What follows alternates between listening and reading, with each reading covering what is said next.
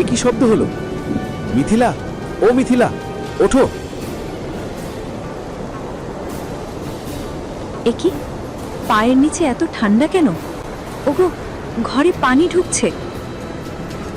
বাঁধ ভেঙেছে মিথিলা, বাঁধ ভেঙে গেছে। রানীকে কোলে নাও, জলদি। বাবা, আমার খুব ভয় করছে। আমাদের ঘর কি ডুবে যাবে? ভয় পাস না মা, সৃষ্টিকর্তা আমাদের রক্ষা করবেন।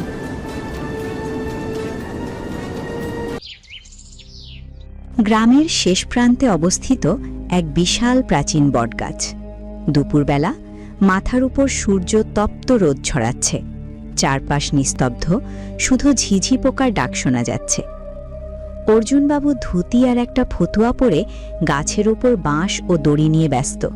নিচ দিয়ে যাচ্ছিল মহেশ আর দেবেন। আরে দেবেন, দেখ অর্জুন জ্যাঠার কাণ্ড দেখ একবার। বলি, ও জ্যাঠা, দুপুরে কি ঘুম হচ্ছে না? এই গরমে গাছের মগডালে কি কসরত করছেন? আরে মহেশ, তুই বুঝবি না। জ্যাঠামশাই বোধহয় ভাবছেন নিচে মানুষের ঘরবাড়ি সব পুরনো হয়ে গেছে, তাই আকাশ ছোঁয়া হোটেল বানাচ্ছেন। কি জ্যাঠা, ঠিক বলছি তো? অর্জুনবাবু তাদের কথায় কান না দিয়ে খুব মনোযোগ সহকারে একটি মোটা দড়ি দিয়ে দুটি বাঁশকে শক্ত করে ডালের সাথে বাঁধছেন। ও জ্যাঠা, এই যে মাচা বানাচ্ছেন, খড়ের ছাউনি দিচ্ছেন, ভাড়া কত রাখবেন শুনি? আমরা গরিব মানুষ, আমাদের জন্য একটু ডিসকাউন্ট দেবেন তো? নাকি সেখানে থাকতে হলে আবার লেজ গজাতে হবে? পাগল ছাড়া কি আর কেউ এই রোদে গাছের উপর ঘর বাঁধে? জ্যাঠা, নিচে নেমে আসুন। মাথাটা আপনার একদম গেছে, লোকে দেখলে হাসবে। প্রকৃতি যখন তার রূপ বদলায় রে মহেশ, তখন এই শক্ত মাটিও বালির মতো ধসে যায়। তোরা এখন হাসছিস হাস, কিন্তু বিধাতা যখন পরীক্ষা নিতে শুরু করবেন, তখন পায়ের নিচের মাটিটুকুও খুঁজে পাবি না। আমি শুধু সময়ের কাজ সময় করে রাখছি। আরে রাখেন আপনার বিধাতার পরীক্ষা। এই কাঠফাটা দুপুরে বৃষ্টির নামগন্ধ নেই, নদী শুকিয়ে কাঠ, আর উনি আসছেন বন্যার ভয় দেখাতে। মতিভ্রম হয়েছে আপনার, মতিভ্রম। চল মহেশ, পাগলটার সাথে কথা বলে সময় নষ্ট করে লাভ নেই, চল যাই। মহেশ আর দেবেন হাসতে হাসতে চলে যায়। অর্জুনবাবু দীর্ঘশ্বাস ফেলে আবার কাজে মন দেন। তিনি আকাশের এক কোণে জমে থাকা এক টুকরো ধূসর মেঘের দিকে তাকিয়ে বিড়বিড় করে বললেন, হে সৃষ্টিকর্তা, তোমার লীলা বোঝা বড় দায়। সময় থাকতে মানুষ বুঝতে চায় না, আর সময় পেরিয়ে গেলে শুধু আফসোস করে। আমায় শক্তি দিও, যেন এই পাগলটার পাগলামি অন্তত কয়েকটা প্রাণ বাঁচাতে পারে।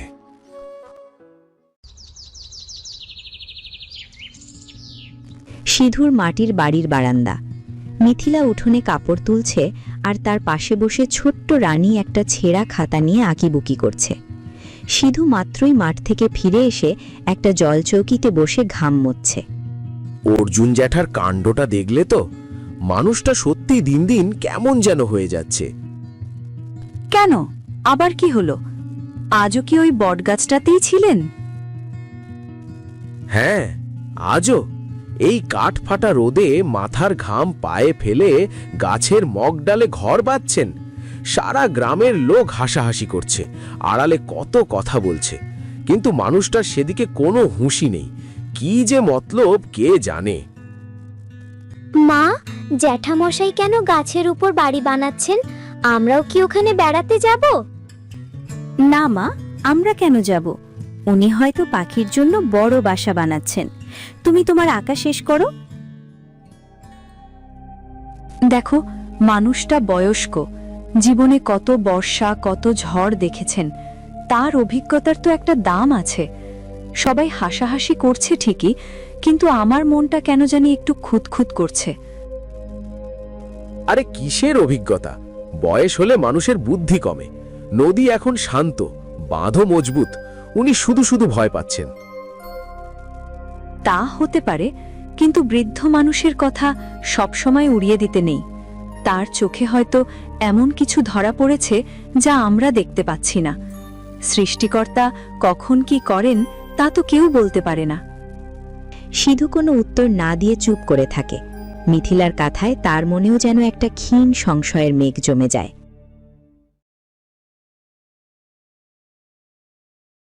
গ্রামের মোড়ল দেবাশিসবাবুর বাড়ির বৈঠকখানা।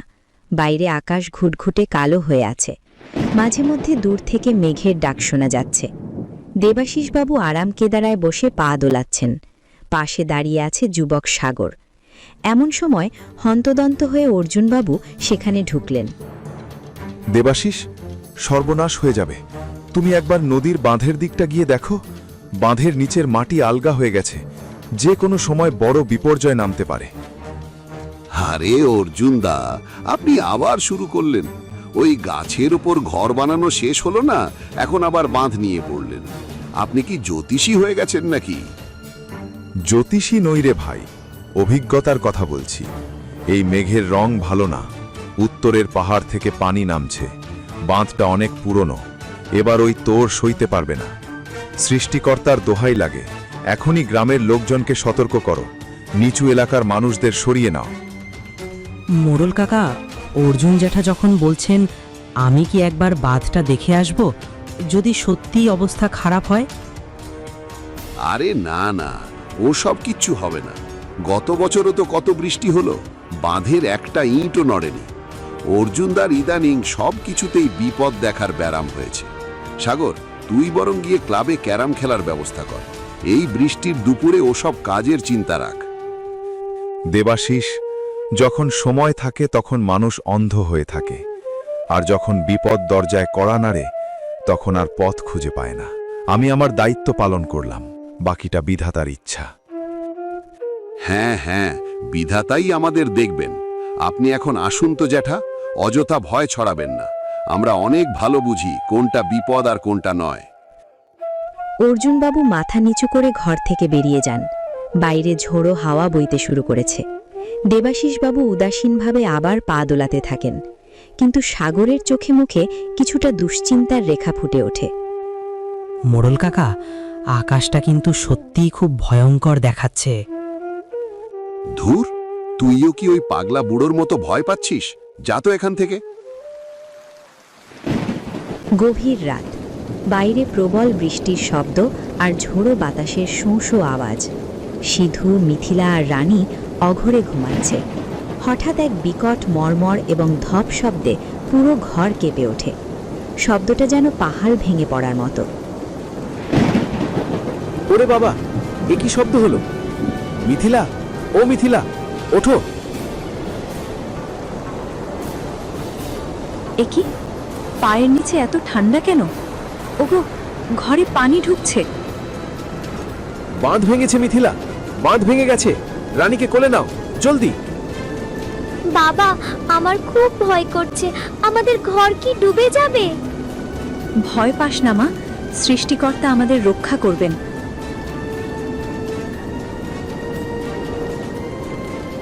ওগো, পানির টান তো খুব বাড়ছে। আমরা বেরোবো কি করে? বাইরে থেকে সাগরের চিৎকার শোনা যায়। সে হাঁক ডাক দিতে দিতে সিধুর বাড়ির দিকে আসছে। সিধুদা, সিধুদা, ঘরে থেকো না, বেরিয়ে এসো। বাঁধের সিংহভাগ ভেঙে গেছে, পুরো গ্রাম তলিয়ে যাচ্ছে। সাগর, আমরা ভেতরে আটকা পড়েছি। পানির চাপে দরজা খুলছে না, সাহায্য করো।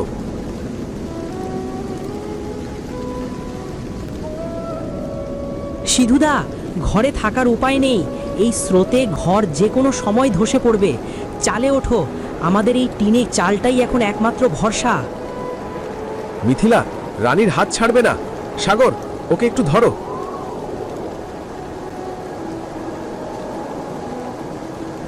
অনেক কষ্টে সিধু আর সাগর মিলে মিথিলা ও রানীকে ঘরের টিনের চালে তুলে দেয়। পানির তীব্র স্রোত ঘরের দেয়ালগুলোকে ধাক্কা দিচ্ছে।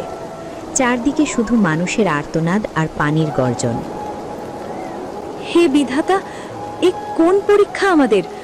আমাদের বাঁচাও। গভীর রাত। গ্রামের খোলা প্রান্তর, যা এখন এক উত্তাল সমুদ্রে পরিণত হয়েছে। ঝোড়ো বাতাস আর বৃষ্টির তাণ্ডব চলছে। দেবাশিসবাবু আর মহেশ গলার সমান পানিতে হাবুডুবু খাচ্ছেন। পাশে দেবেন একটা গাছের ভাঙা ডাল ধরে ভাসার চেষ্টা করছে। চারদিকে শুধু অন্ধকার আর পানির গর্জন। ওরে বাবারে, মরে গেলাম। কেউ আমাদের বাঁচাও, স্রোত আমাকে টেনে নিয়ে যাচ্ছে। মহেশ, দেবেন, আমাকে ধরো। আমি নিজেই বাঁচছি না মোড়ল কাকা, পা আর মাটিতে ঠেকছে না। বিধাতা কি আজ আমাদের শেষ করেই দেবেন? কেন যে আগে থাকতে সতর্ক হলাম না? ওদিকে দেখো, দূরে একটা আলোর ঝিলিক দেখা যাচ্ছে না? ওটা কিসের আলো? হঠাৎ অন্ধকারের বুক চিরে একটি শক্তিশালী টর্চের আলো ভিডিও 2 তাদের দিকে দেখে এসে